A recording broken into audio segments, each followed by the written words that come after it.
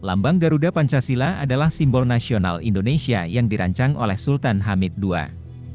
Siapa dia dan bagaimana kisah hidupnya?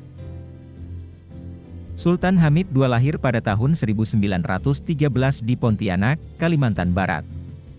Ia adalah putra dari Sultan Syarif Muhammad Al-Qadriye, Raja Kesultanan Pontianak. Sejak kecil, ia sudah menunjukkan bakat seni dan minat pada sejarah dan budaya Indonesia. Ia belajar melukis di Belanda dan mengikuti berbagai pameran seni. Pada tahun 1949, ia diminta oleh Presiden Soekarno untuk merancang lambang negara yang mencerminkan semangat nasionalisme dan persatuan Indonesia. Ia mengambil inspirasi dari burung Garuda, yang merupakan lambang kekuatan dan keagungan dalam mitologi Hindu dan Buddha. Ia juga menambahkan 5 simbol yang mewakili sila-sila Pancasila.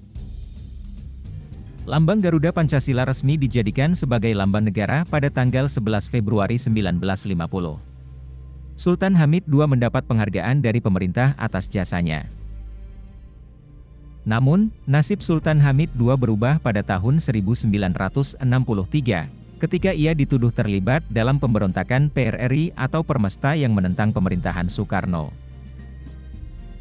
Ia ditangkap dan dipenjara tanpa pengadilan selama 7 tahun.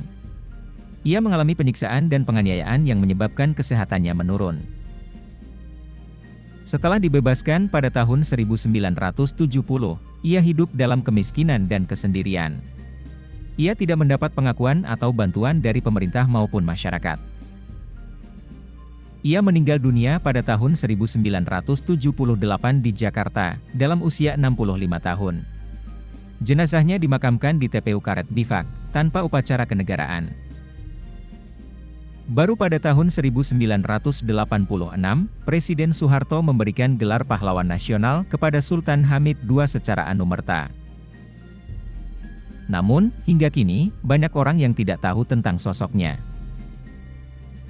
Lambang Garuda Pancasila yang ia ciptakan tetap menjadi saksi sejarah dan identitas bangsa Indonesia.